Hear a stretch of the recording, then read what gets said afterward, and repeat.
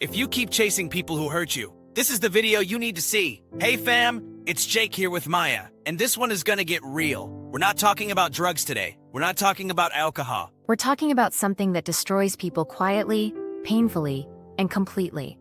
Addiction to people, to love, to the high of being wanted, to the need to be chosen, to that person who treats you like crap but you just can't let go. Yeah, this episode is for the person lying awake at night wondering if they should text them again. The one who knows it's over but keeps hoping it's not.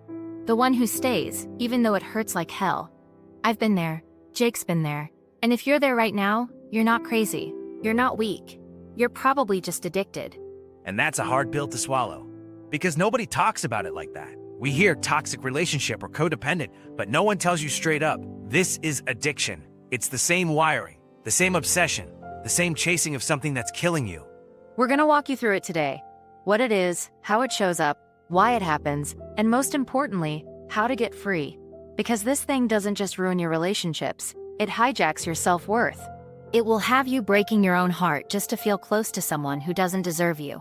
So, let's start here and talk about how love becomes an addiction. Because I know someone is listening thinking, wait, am I actually addicted to a person? And the answer might be yes. Love addiction, attachment addiction, obsession, whatever word lands with you, it's real. Here's how you know. You keep going back to someone who hurts you, over and over. You think about them constantly, even when you try not to. You feel physical withdrawal when you try to walk away. You make excuses for their behavior, even when they lie, cheat, ghost you, or emotionally destroy you. Your moods are completely tied to how much attention or validation they give you. That's not love. That's not connection. That's addiction. It's the same brain pattern as drug addiction, the same dopamine loop. You're chasing a high, and when that high goes away, you crash, and so you do whatever it takes to get it again, even if it means losing yourself in the process. And we want to say this with so much love. It's not your fault.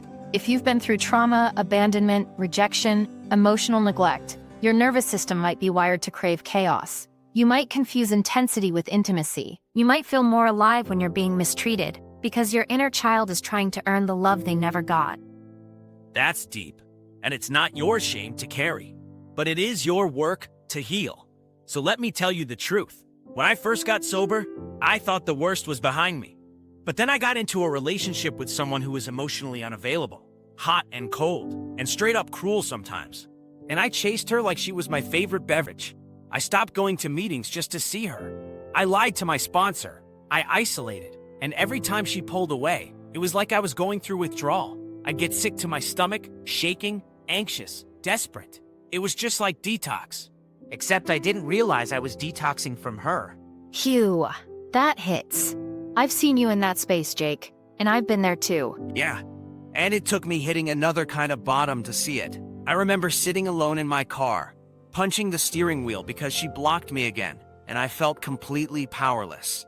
That's when I finally said it out loud. I'm addicted to this. This is just like the alcohol. And that truth, that was the beginning of my healing.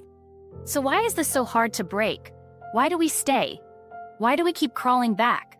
Because our brains think we need them to survive, and because our wounds are speaking louder than our wisdom.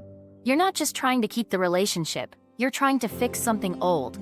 You're trying to prove you're lovable, that you're enough, that if you just do it right this time, someone will finally stay.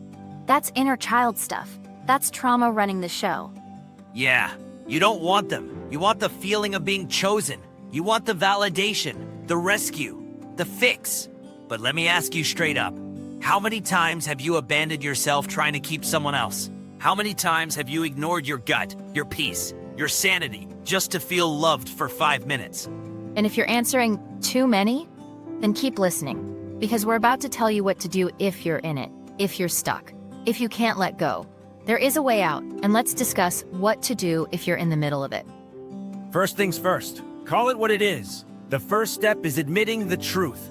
This is an addiction, not just a bad relationship, not just a tough situation, but an obsession that is costing you your peace and your power. Once you name it, you can face it. And once you've admitted it, go no contact. This is brutal, but necessary. No contact means no texts, no calls, no checking their Instagram. No, just one more conversation. Block, delete, mute, walk away. You can't detox if you keep getting little hits. Every time you reach out, you reopen the wound. You can't heal in the same space you got sick in. But you shouldn't try to do it alone. During those times of loneliness is when it gets worse. So go and get honest in your recovery community. Find a recovery group, Codependence Anonymous, SLAA, therapy, something. Tell on yourself. Get accountability. Healing from people addiction takes support just like substance recovery does. You are not meant to do this alone. And then the grief will come. You're gonna feel it. The crash, the sadness, the emptiness. Grieve it like a death. Because in a way, it is. You're burying the fantasy, the hope, the false comfort. Let yourself cry. Scream. Journal. But don't go back. Grief is the bridge to freedom. And then reparent yourself, as these behaviors often stem from our childhood. This one is deep. The part of you that won't let go is usually a younger version of you, who never felt seen, who's still waiting for mom or dad or someone to come back and make it right. You gotta show up for that part. Speak to them, love them. Say, I've got you now. We don't have to chase pain anymore. Remind yourself daily, love should not hurt like this. You are worthy of consistency. You don't have to earn love by suffering.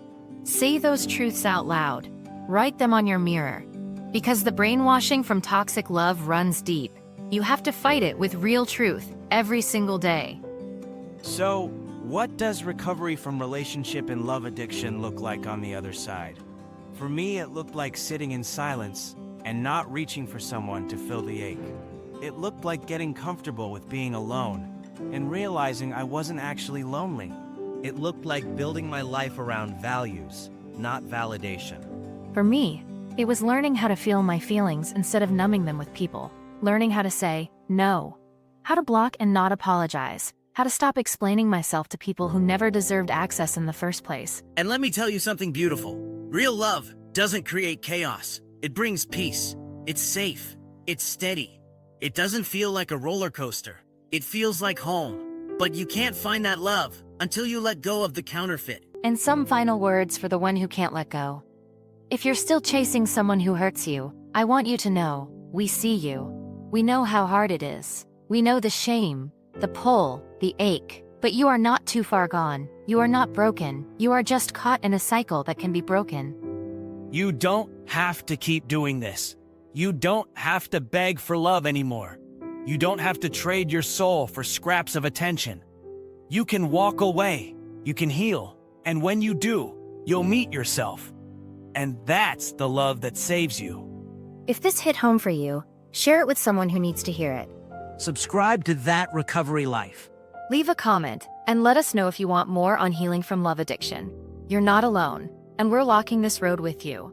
One day at a time. One truth at a time. See you in the next one, fam.